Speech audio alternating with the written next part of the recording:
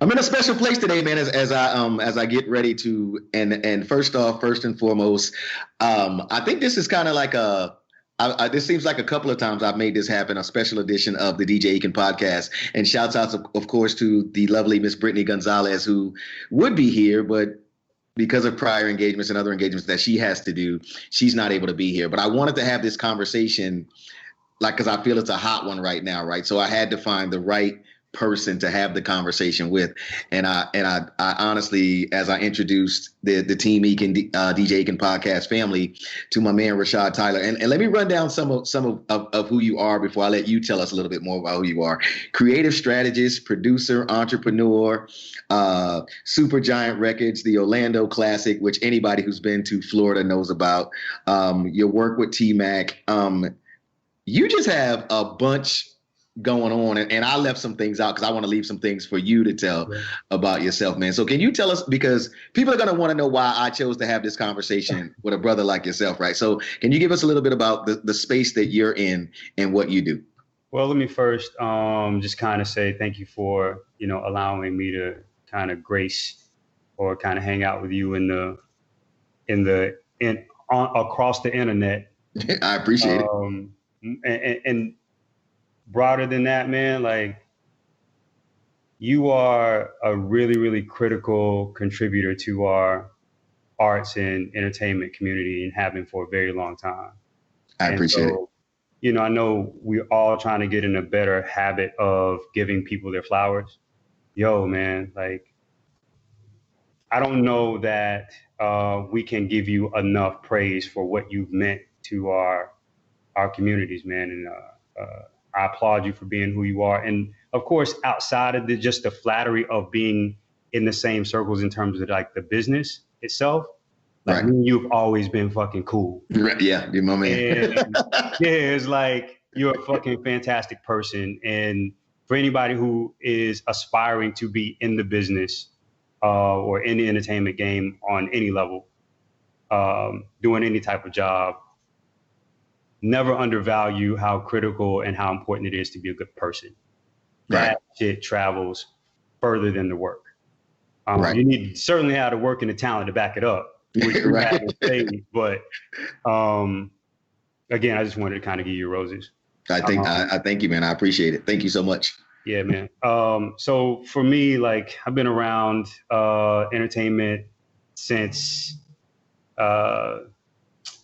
maybe like 2000. Well, no, when I was in college, and I went to UCF in '97. Right. And then I started working with Pat Nix at Frontline Promotions, which I was a partner at by the time I was like 21. So my origin started as kind of a promoter and a creative person, like putting together all of the art and all of the marketing things. Right. I went to college to kind of study marketing and business. And so I just looked to try to quickly apply what I was learning there and what I aspire to do. I went on from Frontline to develop a career in music with finding artist, songwriter Kevin Cossum out of Orlando. We very quickly got onto like Lloyd Banks project and So he had like offers and deals with majors.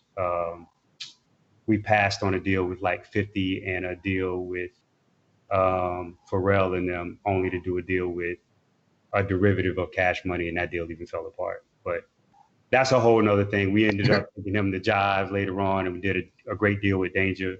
Other artists that I worked with at the time, or worked with through him in particular, we did Knock You Down for Kerry Hilson.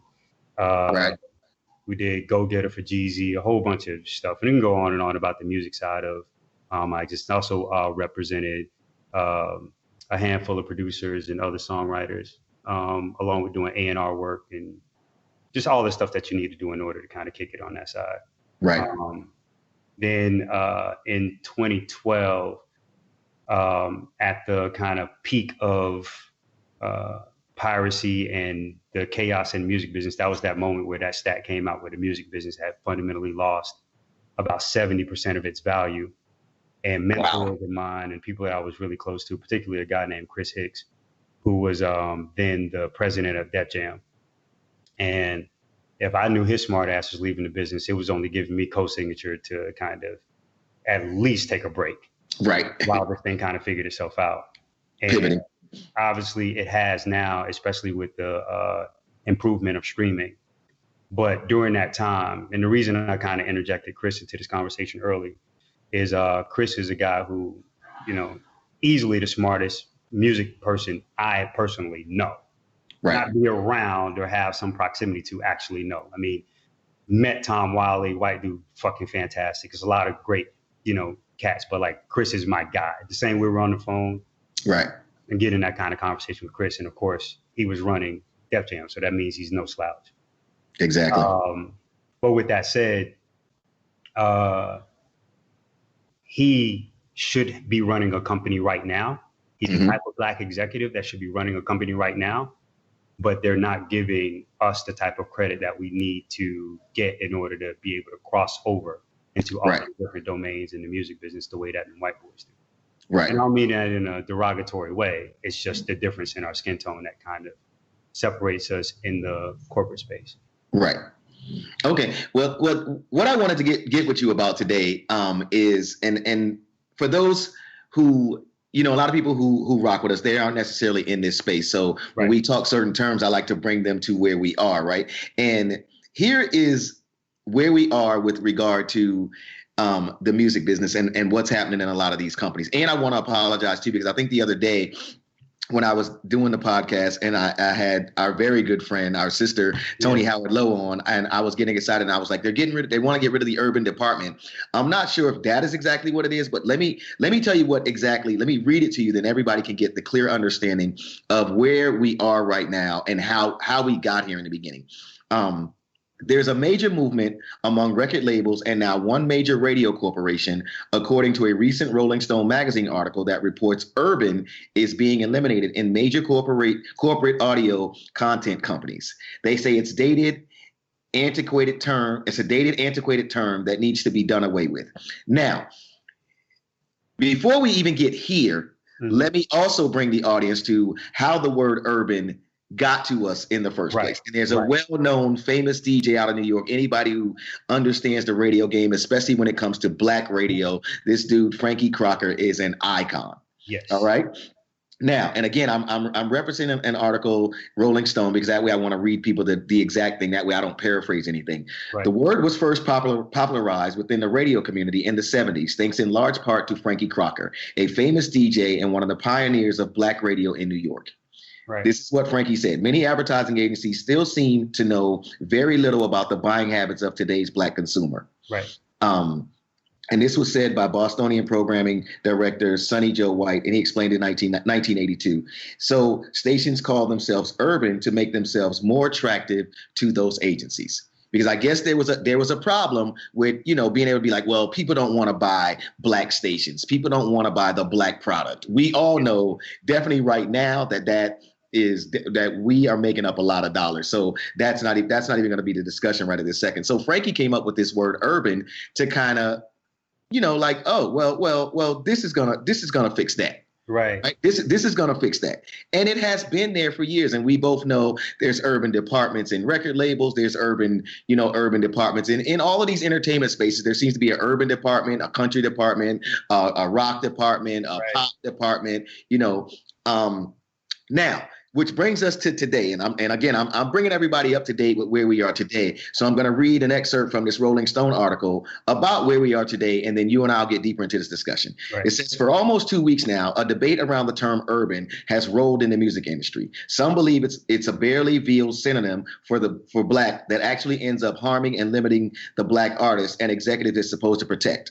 Others argue the term is a part of an effort to give Black executives a true voice and an opportunity to run and manage an aspect of the music business that has largely been ignored by the corporations. Republic Records announced that it would do away with urban for now. Live Nation urban remains unchanged. But this back and forth misses a crucial issue. Whether labels have an urban department, a Black music division, or just a hip hop and R&B department, that music will still be viewed as a separate form and unequal to the releases in the pop department. Mostly, white pop artists will continue to get pushed to a bigger audience at radio and enjoy bigger marketing budgets than their hip hop and R&B counterparts. To get rid of the urban category while not wiping out pop simultaneously amounts to a new frosting on the same old cake. Preserving a system in which Adele and Jasmine Sullivan could sing the same exact song with identical power and grace, but Adele's version will go straight into every supermarket across the country, while Sullivan's will be pushed only to Black listeners in select cities.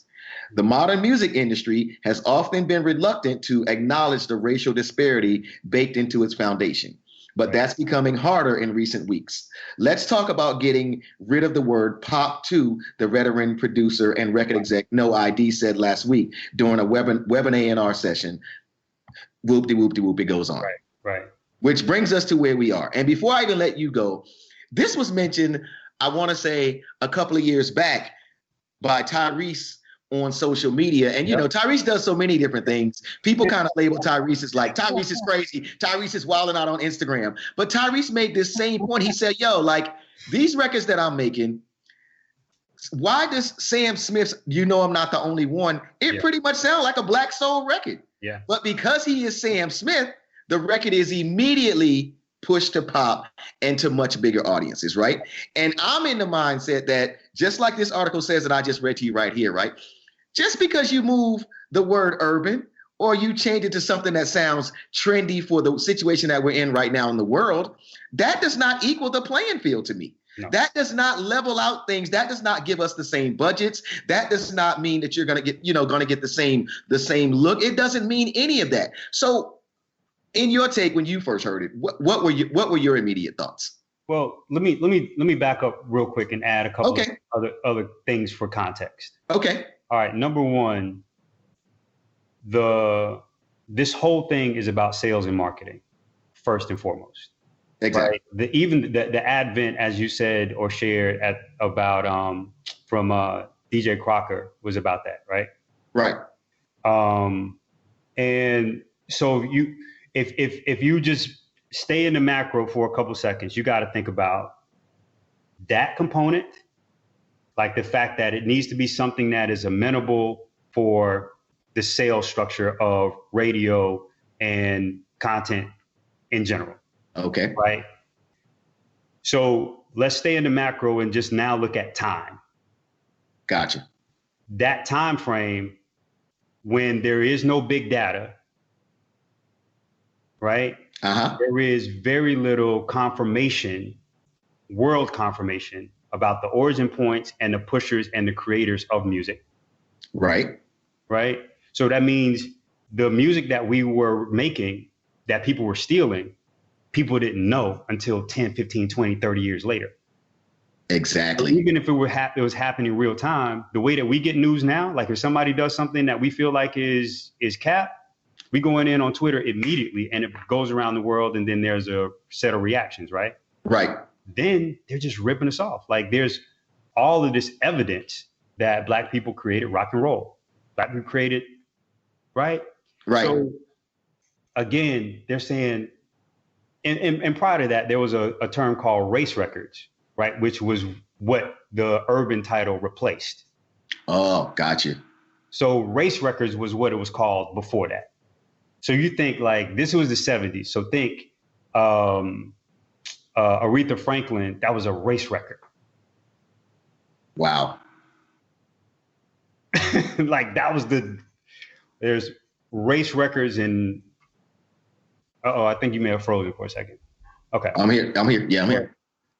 All right. So there's that part. So we got just like the time capsule and think about moving where we are now and the fact that we can now leverage big data, the reality of our reach, years of visual validation and social validation around the viability of Black superstars, whether it is film, television, audio, sports, all of that kind of shit. So that's really where this playing field needs to be leveled, and it has not been leveled in music. Right. The leading music via Hits Daily Double and any other place that you can kind of look at is rap. Right. It's hip hop. Around the world, the biggest superstars are Black people. Right. in entertainment. Right. So the real, to me, problem is we need to correct the start point and the idea of where we have expertise. Because they'll take a white executive and allow him to run Black music. Yeah. Yeah. We talked about, we've talked about that. Yeah. And I know I've kind of left the initial question, which we need to come back to, but like, We will. From a context standpoint, these need to be kind of the touch points, right? So again, where we started from, because we started from a time frame where there was no way to validate what we truly were, and they were playing into the hands of who would buy the product. Today, we don't have to sell shit because the music data, the streaming data, the performance data, the sales data in terms of venues and all of the rest of that, unless we're talking about white rock, that's just the oldest music, is still the most financially viable. Right. So you got us in a corner of these buildings with the idea that we're selling against the way that the American population looks. And that's the other part of it. When you look at the sales data that we just kind of talked about and who's actually dominating these spaces, that they look like us, but we represent 14% of the actual population of the country. It would make sense if you were in the 70s to say like, yo, they're not even that big. Most of the audience is white, blah, blah, blah. Right. It turns out the audience doesn't give a fuck. They just want the best music. Right. So Tyrese is totally correct in that his start point should be the same as Sam Smith because the audience really doesn't care. You are pre-baking and giving the other guy an advantage because of your fucking bias. And your bias is bullshit. You can leverage the data to tell you the truth of that. Right. Yeah, and it becomes one of those things too. Like I even look at the, and again, like I said, I know we got touch points we got to get back to, but this is such a crazy conversation to me that when I first started seeing the articles, I was like, I have got to get somebody on the pod to talk about this, right? And then what's even crazier to me is we're even in the creative space of a lot of this music that we're handing to the Biebers and to the Ariana Grandes, right? And to the Justin Timberlakes and these artists. And again, it's not taking nothing from them. Earlier, Chris actually found Bieber. Wow. That's what I'm saying. Who was he brought through? He was brought through that black portal. Right. The artist who I work with right now wrote some of the biggest records for Ariana. It's still us. Right. Sorry to kind of interrupt there, but like it's us. No, it's fine. Like I said, this is one of those conversations too, and it's a very passionate one to me, and because I feel like at every turn, as long as we've been having this Black Lives Matter conversation or these conversation of what's happening with diversity and inclusion in all of these companies, right? It's like I keep feeling like there's a competition at every there's another contest to have at every turn. And I don't even know if that's the right term to use, but there's another thing to fix at every turn, right? Instead of just looking, it's a real simple thing to me. Make the playing field even. It's not a hard one to me. And I think it became too harder to hide what was going on. Like you said, once streaming hit, because when everybody used to say that these other genres were the number one music, they can't say that anymore because hip hop the data is showing you that hip hop is the number one music out there. The data was showing you like, yo, hip hop is jumped up here like this. So all this stuff you were trying to put in a corner about, well, it don't really matter. It don't really matter. You can't necessarily because the data is showing us. And again, I don't know right at this point if it's them, but I know it had jumped for a minute and it was talking about how hip hop was the number one genre, right? And it was like, yo, like you can't just sit it in a corner and go, well, it's what it looks like. That's because of the population, because the hip hop, like you said, this next set of kids, this next set of leaders that we have, they just know what they love. They just love good music. You know what I'm saying? And so they're not necessarily looking at who made it first. They just like, yo, I love this music. Well, what's even more bizarre, the margins on Black music are better because it's cheaper to make. And I don't mean this in no sly way or none of that. Because ultimately you said something like level playing field or fair playing field. Let's use their language against. Democratized. Just make it about what makes sense. Right. But if you pre-bake the success of a white artist over a Black artist just by giving them a different start place by value of this already larger, bigger, what's the word you use in radio, the antenna, like the bigger reach, or however. Oh yeah, a bigger frequency. Yeah, a bigger frequency. Like if I give you a station that has 100,000 watts reach, as opposed to you want a 25,000 watt stick, a 25,000 watt stick, you know, your reach ain't gonna be nothing compared to mine. Come on, man. How does LeBron become LeBron if he's playing in the fucking CBA or some shit? You're right. It's just you just don't have the eyeballs. Right. So it doesn't matter. You know, the other parts of it don't really matter. And I get that you go, all right, it's easier to sell Sam Smith. There's no evidence of that shit. Right. Right. There's no evidence because again, at the end of the day, they have to put the money in the budget they're putting the money behind Sam Smith to make the Sam Smith thing go the way it goes. They're trying to validate it. But back to the point that I was trying to make, like, it costs probably on average, probably a tenth to make a rap record than it does an R&B or a vocal, you know, driven record, a song driven record. Right. Again, like make rap songs not sound like songs, but again, like when you have a vocalist, it's going to take more time for them to cut the vocals, and then there's got to be editing and da-da-da. It's just a totally different process. Right. Rap kind of made the jump anyway. I used to hang out with these Spanish dudes in Miami who kind of were around and kind of got a piece of that early rap action. They was making Gloria Estefan records, and it was like, yo, we were spending like $30,000 a day for the studio. He was like, we get a whole rap album done for $10,000. Wow. Let me take it here though, because you know, like, what about if they say, for the purpose of this conversation, we're comparing apples to oranges. What they're trying to talk about is, say, okay, a record on, say, a Summer Walker, which is an R&B record, and an Ariana Grande record. Now that is, you know, someone may come in this conversation or listen to this conversation and say, well, that's actually comparing apples to apples, making a Summer Walker record and making an Ariana Grande record. You understand what I'm saying? And saying, you know, her audience. So look at Ariana's a pop star. But to me, if you never give, you know, a Summer Walker that kind of a look, or you immediately say this is an urban record that goes in the corner, that's the Seven Rings record. I don't know if you remember that, but that Ariana Grande drop. That was pretty much an urban record.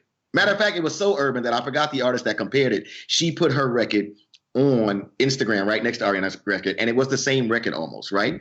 But immediately, Ariana's record is considered a pop record because of the space that they put Ariana Grande in. And this isn't to discredit her, because she's super talented, whoop-de-whoop, all that stuff. So it's not about, she's just an artist that comes to mind when you immediately think of a pop station. She's immediately right there, right? But she's dope.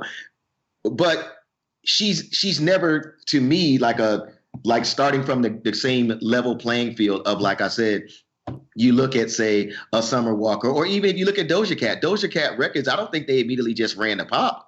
I don't think they immediately just ran to, like, these are going to be pop records. And they're very much sounding across the board like records. You know what I'm saying? Like, those Doja Cat records can be played anywhere. Like this Big Say So record that wound up, you know, it's becoming a super pop, you know, smash right now, made it through Rhythmic and all that stuff. But I can almost guarantee Doja, it was not immediately placed, you know what I'm saying, like how you see some of these records placed, like these are pop records, like off the bat, like the Katy Perry record that's about to drop. It's a no matter how it sounds or how urban it sounds, or even if it's a rapper on it, it's just immediately out the box a pop record. Well, you know, so there's a couple of things that you kind of mentioned, and I want to be fair with star development and what that looks like. So Gotcha. Like, let's not remove that, like, the modern comparison as a Black artist in terms of pre-exposure to audiences before dropping a record. Like, the better comparison for Ariana would be like Willow Smith. Okay. Somebody who already has massive awareness for audiences before dropping a song, just because it's a proxy for who she is and where she's come from and who she's associated with. Okay. So, and I may be wrong with this, but I believe Ariana is a Disney kid. Yeah, she comes from being in that. She was in a Disney fold. You get what I'm saying? So it's like a large part of that is what she's able to take advantage of in order to qualify her for certain moments. Gotcha. So I think when you go like Summer Walker, she's literally coming straight in from just The being block. a natural, well, I was gonna say music discovered act and just got pushed through, but yeah, the block too, right? But it's and again, I'm not meaning none of this derogatory because I think they're all dope artists. And again, to me, a lot of times it's almost like a barbershop lingo when I'm having these conversations so everybody can understand. But again, I don't dislike any of these artists. To me, it's a very much a conversation that I just want to have an open, an open conversation. So again, I'm not bashing any of these artists. So I want that to be clear because that's not my job as a journalist or a job as someone that I want to present. I'm not, oh my God, these people suck, they shouldn't be getting it. No, I'm not saying that. Again, my only point with this whole thing, and again, not even to cut you off, is the leveling of the playing field. And again, back to the original thing for you though that you might. Go ahead. I'm listening. I think the better comparison is Usher, Justin Timberlake. Okay. Listen, bro. And explain that something. Tell you some G shit. And everybody should think about this and why we believe what we believe. Usher is 3 times better than Justin Timberlake. Okay. Vocally, who would you vote for if you had to just have guys sing? Who's more talented vocally, in your opinion? That's a tight one, though. I think that's a tight one. But I mean, I think they're both in their space, and I've seen them both live, and I think the shows are good. But again, this is where they are like right now, and honestly, like not even to shoot that down. The last time I saw Usher, as much as I love Usher, because I came up on Usher too, I think Usher's extremely dope. I just felt like the last time he kind of gave me a lazy concert because he was kind of like just blowing records around and him and Jermaine was playing around. You'll go to a concert, and this is totally off. You go to a concert and the artists do like a piece of the record to tease the audience, and it's like they playing around. That's what it's like him and Jermaine did the last time I saw them, but that's not to take away from how dope that Usher is. Argument, right? Right. But I do think that's a fair comparison when you talk about two artists that should be, when you talk about maybe this kind of a conversation and a comparison. I think that right there is that is a really dope, that right there is a really dope comparison. The level of icon, the level of reverie, the level of all of it. Right. That Timberlake gets instead of Usher. When they were at one time, you were looking at them going, okay, plan A, plan B. Right. And only because of Timberlake's starting point and complexion do we even allow this to be a level conversation. They're not equal talent. Right. And do you say that though? Because, and again, I don't know if I'm fighting you on this. Timberlake. Right. No, I'm a fan. Like I think he's dope, but I know because I've been in the studio with both of them. Gotcha. Right. I know the producers of the songs. I'm really tight with one of the guys who I came up with was produce Sexy Back. Right. Right. Even if you say like, yo, Justin had the ability because he's a white guy to be able to make Sexy Back. We crucify Usher for DJs falling out of all of those records, like those pop records. And they are really dope records. They're really dope records. But the thing is like, you even have more ability to go left to right when you're a white guy. Justin just did a whack ass country record. We'll eat it because but these types of psychological biases are baked into our decision making. And that's why I'm saying like, nah, let's not use a modern example. Let's use something that we've watched over 10 years and watch out. You and I, as informed watchers of this kind of race, misjudge it. But this is how that whole thing plays out. Because when Usher needs to drop a record, he's got to go from urban AC, right, or it's from urban radio. It'll jump to urban AC, get a little bit of that, go up through rhythmic, and then try to get to pop. Justin Timberlake drop a record, it's going straight to pop. And then because we believe that Justin is on equal footing with Usher, our urban stations are going to play the shit too. Right. That's why I brought it up. Because when you look at that case, this is the perfect example of the bullshit. Usher, how many movies was Usher in? Usher been in quite a few movies. Like In the Mix, goofy ass movies. Right. Timberlake gets The Social Network. Right. This is not talent. You can't tell me Justin Timberlake is a talented actor. I'm not, again. I'm not saying he sucks, but by comparison to Usher, right, or comparison to the best, he's not Tom Hanks or no shit either. Right. I'm just saying, like, you don't have to have outstanding ability as an actor in order to get those roles and get those opportunities. Right. On equal footing, Usher should be in the same. Right. On equal, and again, this goes back to the original problem, as what we were talking about, of like, we have got to fix the original problem. And I guess where we're at right now is to say, just taking away a word is not gonna fix the problem. Nah, democratized. Yeah is a better record than Sexy Back, my nigga. Well, that album also went diamond. We know that album went diamond. That's 10 million sales. I think the public spoke for themselves with that album that had Yeah on it. That. But let's flip it though. Like, just flip it. It should be 2 times bigger than Sexy Back, but it's not.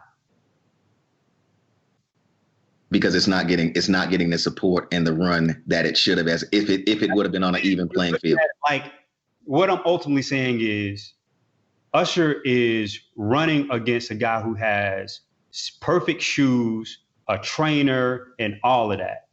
Right. Usher got a backpack on with 2 bricks on it with socks. And that, as you take me back to that, you know what, and again, I want to say this. I commend you because you did, like, we were jumping around examples, and I think that is about as good of a comparison as we get in this conversation when you talk about what record labels are doing, right? And I kind of think back to 2004 because the Usher Yeah record, right, was actually leaked to me. That's how crazy it was. Like because you and I know this, like the record didn't even make songs. Why is Usher leaking songs to get them popping? Right, because again, in the first place, I think, and this is the whole story behind it, that record wasn't even, I think, on the album at first. Lil Jon leaked it to us all. But like you said, it blew up so quick at Urban because everybody was like, this record is out of here. But Justin would have never had to start at Urban is where we are in this conversation. Usher had never allowed a leaked Justin Timberlake record. It's so disrespectful to leak a massive soup. Watch this. I was a part of working on the Usher projects after that, and they were leaking. Like, wow, this is Usher. Right. So how enter the marketplace through a fucking leaked song? This is an elite superstar. Do you think that has been part of, like, I wouldn't say Usher's demise, or I guess when you do a superstar like that, or you put him back in another category that a superstar should never have to be in, right? Like, a superstar should never have to be in that. No, but that's the point. Like, we just don't recognize the bias. We don't recognize how the footing actually affects the legacy, the longevity, the start place, the overall narrative. Like, that we're having a narrative, or that there is a narrative that Usher fell off in any of that kind of shit. It's totally blocked and prevented by how the label treats the artist, the act, and all of the rest of it.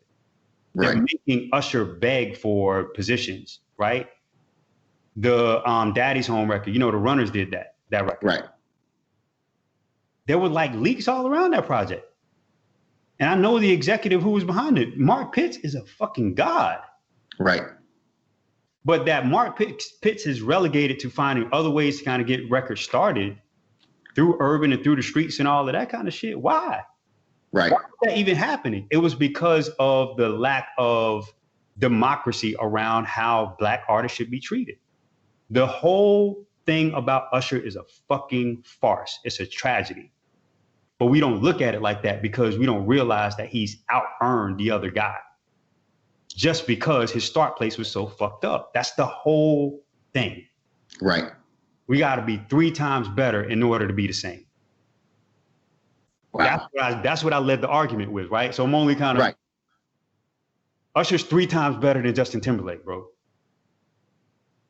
And he has to work 3 times as hard just to even catch up. That's what I'm saying. He's 3 times better only for you to say he's the same. This is a conversation that is So where do we go though? Where do we go? Like, you know what I'm saying? Because we're getting this, and we even got it in radio, right? We're getting it in radio that the Yes. word urban is going to be removed. So what do we is there a fix? Because I honestly think we'll live with it. You know what I'm saying? Because people want to keep jobs, and the industry's not going to shut down, and this, that, and the other. It doesn't matter. It shouldn't matter. It does. It's not necessary. Like Spotify has ways of grouping and lumping the records by the style of the record. Right. That's all you need. Just style of the record. But then immediately when, like, Tyler the Creator kind of hit on that last year or whatever, a lot of people been talking about it, right? Really loud. But like, why is it that he makes a super progressive album and then it's in the rap category? It's not a rap record. Right. But what happens is like the artists who were in the pop world who were going to get accolades will get wiped out when they have to compete against other talent that is outside of their bounds, right? So now the Grammys looks like a black show. And it's craziest form too. I guess we got an example of that with Lil Nas X too, right? When he made Old Town Road, it ran up the country charts, and then all of a sudden it was like, this is not a country record. And then Billy Ray Cyrus had to get on it, and suddenly it was like, now it's a country record, when it didn't really change. We just added Billy Ray Cyrus to it. We didn't really change it. We just added a Billy Ray Cyrus verse, but it was a country record. I mean, it was a dope hip hop record too for its time, but it ran up the country charts, and they took it off because he's not a country artist. Right. We've benefited a tremendous amount by having a lot of options in terms of how we distribute awards. So the more categories there are, the more artists that can come into the sphere, the more people that can raise their little trophy or whatever, and then they get more viewership in that way, right? Right. So let's make sure that the conversation we're having has its proper context, because that's what we're actually fighting against. The fewer categories and the more competition that they have for the top category without satisfying or pacifying artists in other categories, the more conflict you have. So take it this way. If you just had best new album, best new artist, best song, does Drake win everything? It's damn close. It's almost, I mean, with the years he's been having, you know what I'm saying? With the years Drake's been having and his impact on music, period. So Drake, Beyonce, like they should be winning everything every year. The way that LeBron and like two other guys are at the top of, the MVP race and all of that kind of shit in the NBA, that's what would be happening. You follow me? Right. So the reason you kind of keep it spread out, at least when you cheat or decide for other reasons to give Billie Eilish album of the year, it gives you a qualifying thing to say, well, no, Kendrick Lamar had a great album. That's why he had it was just the best rap album. It wasn't the best overall album. Right.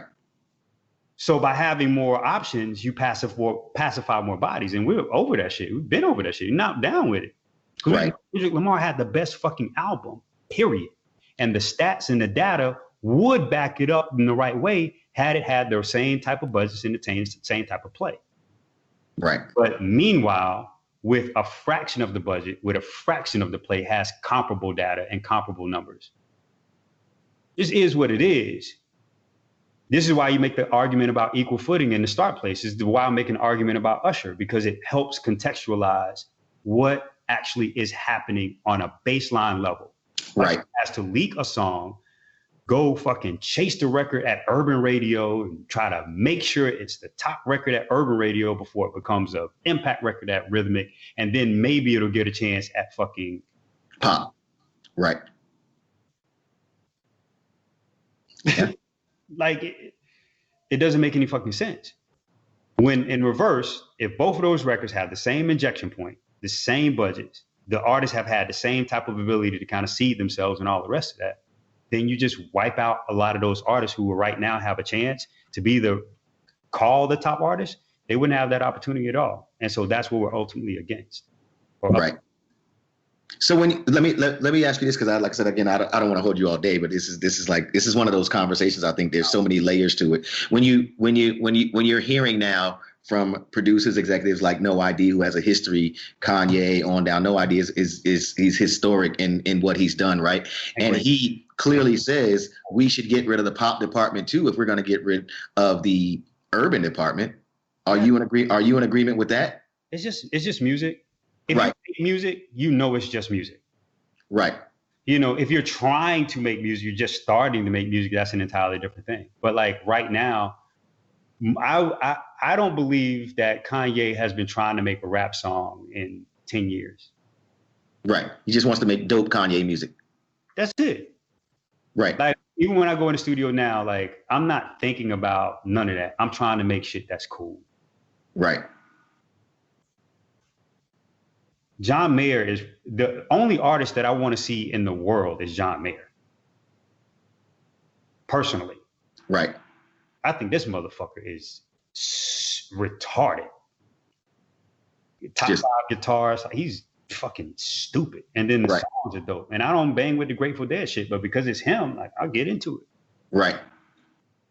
It's in my mind a little bit, but we also always know, regardless of industry, the greatest innovation is at the intersection of a couple of different expertise.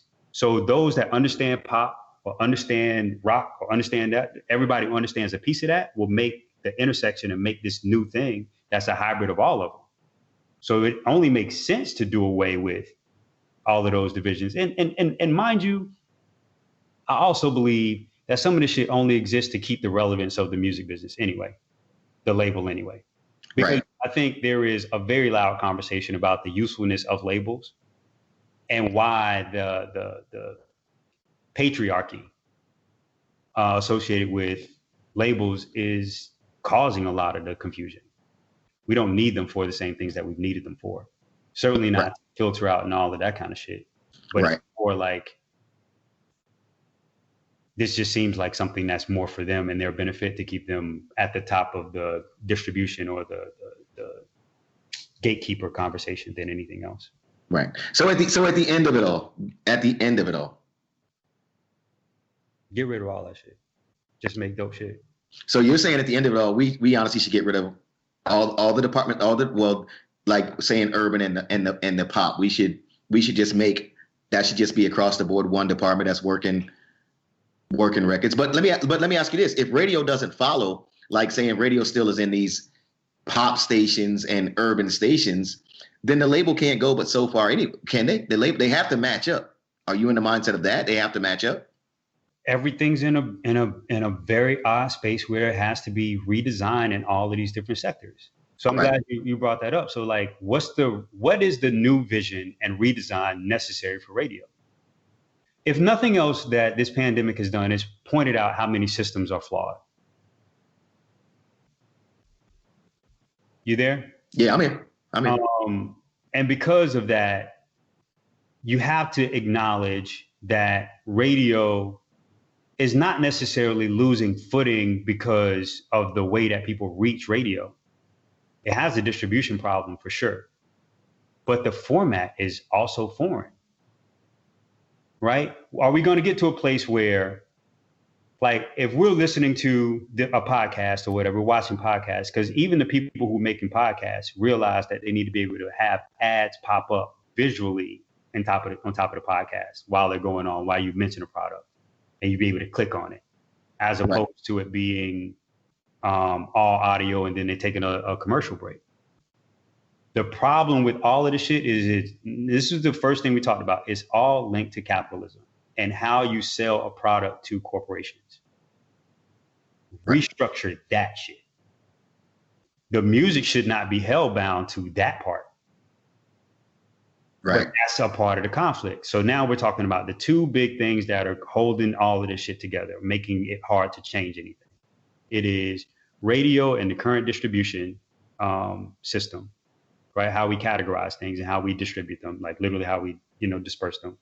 And then how we celebrate them, right? So we celebrate them in the same way that they're distributed. And so in between those two things, like we're kind of stuck in the middle, knowing that we need to pivot in terms of how we make and how we leveraged inside the creativity inside of the buildings. Right. But those two things need to adjust first. I wouldn't even say first. I don't even know who needs to go first. I haven't thought about that deeply, but get rid of that shit. I think maybe if the labels lead, then everything else will restructure. Because at the end of the day, the playlisting, who's deciding who goes where, and all of the rest of that kind of shit is totally fucking trash. Right. They've tried to make it a lot about like, well, the data, but like anybody who does any computer science work or data science work, you know that the experiment is largely based on the experimenter. Right. So them motherfuckers is creating an experiment that's designed for a certain outcome. Wow. Boom. We could go on and on about this, man. But again, to me, this conversation has many layers. But I wanted to get out here and have this conversation now with somebody that I definitely respect in this game, and I appreciate you taking the time. I'm not sure that we got to, other than we need to fix the system. That I think is something that we, like you said, it's a systematic issue, and it's a systematic issue. You mentioned this too in different places, right? So it, like you said, if it's nothing else that this pandemic and quarantine and COVID-19 thing has shown us, is like a lot of these systems, they're not playing fair. A lot of these systems aren't playing fair, and one word or one adjustment of say it this way is not going to keep pacifying us. It's not going to fix the real issue. There's systemic problems there that we're not talking about because we don't have the proper ways of framing it, and that's what hopefully I added. I know it kind of probably feels like more of I'm derailing a lot of the questions, but it's like the Black Lives Matter conversation. It's like, no, motherfucker, like this shit ain't got nothing to do with the flag. Right. So people are like, oh, no, that ain't got shit to do with it. Usher is better than Justin Timberlake. Here's what it means. Right. And if you don't understand what this means, then you can't understand what needs to happen. You need to understand that Usher's what seems like equivalent footing is actually not the fucking same. Right. Equivalent outcome. James Brown had to fight much harder than Elvis Presley, right? You have to acknowledge this shit first in order to have a way of thinking that will support fixing what needs to happen in the future. If you don't buy that shit, you can't buy nothing. Right.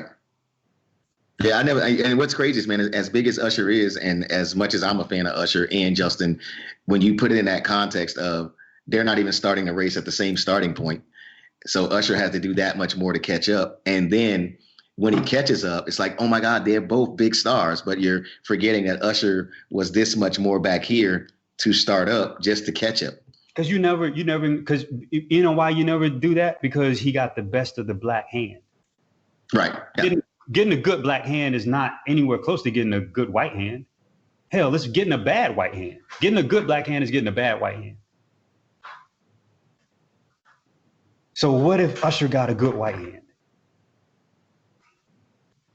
It's just. But you know that the pushback, Rashad, is gonna be that he did get the good white hand when he deserved it. I'm sorry, I didn't mean to rile you up. I didn't mean to rile you up because I know because it's like after he's worked urban and urban AC and got through rhythmic, then we'll work him at pop. Then that department will take over. This is why none of that shit. But you just did it right there, right? That's why you shouldn't have none. What is it? He went to pop. That's why the shit shouldn't exist. That's exactly the point. It should have never existed to begin with. Right. Because if both of them were actually on equal footing, the system wouldn't even allow for different entry points. It would allow for the appropriate entry point based on the music type. The categorization should not be race. The categorization should be music type. If Justin is making R&B, it's R&B station. There's no like R&B pop leaning, R&B urban leaning. Right. R&B, motherfucker. Right. And let the best R&B record win. So do you think? And I know it's gonna. No, it's fine. I know you and I ain't afraid to talk about anything. I know I gotta let you go though soon. So, And I put it to these examples because that way people can kind of have something to like work on it. And the Sam Smith example was a pretty good one, I think, too. And I think Sam Smith was a dope artist. The record, I'm not the only one, right? It was a slow record. That to me was pretty much an R&B record, right? And matter of fact, I even heard that one on the urban stations. I heard that on a lot of urban stations, but it didn't start there. But it didn't have to start there. It didn't have to start there. Like, and that was Tyrese's point too. The record didn't have to start there. It's like, oh well, yeah, we could give it to urban too, but he's our pop artist. How about urban should have been like, no, fuck that. We're not playing that shit. Y'all keep that shit over there. Urban ain't gonna do that, will they? Pop do it. Why the fuck not? You see what I'm saying? Right. No, that's the whole game. Pop is like, no, keep that black shit over there.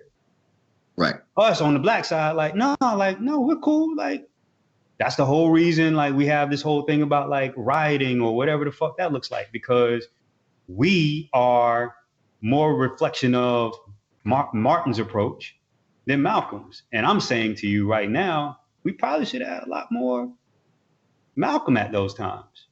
Now we're starting to wake up to that being a necessary response. Right. Why are we giving Sam Smith extra money when they won't give Tyrese extra money? We just didn't look at it that way. We weren't, there were people saying this shit now. A lot of people saying this shit loud. Right. But if you don't buy the ushers, you can't get into it. So acknowledge it. So let me make this the very last point. I promise this last point, because I keep saying this last. So are you saying with that what they're not really facing and not trying to say out loud is we're systematically having another race issue. It's not an urban word issue. Because I think that I don't understand why at this point we're still afraid of the hard conversations, because they all just have got to be had at this point, right? So are they doing, from what you know, and again, nobody may have said this, because that's what it feels like to me. It feels like they're just trying to quit saying it's not a white and black thing. It's the urban department is dated, but we're not even looking at the other side of the room saying nothing about maybe the pop thing is dated. We're not saying none of that. We're just so at the end of the day, are we maybe, I guess agreeance is a good word, that we just got to go ahead and, like you said, first of all, face this is the issue right here. It ain't the word urban. Problems. There's deep systemic problems. And look, we bought into it. We believe that we have to break our records a certain way. Right. It's the same reason your mama believed we supposed to eat chitlins. We always ate chitlins. Right.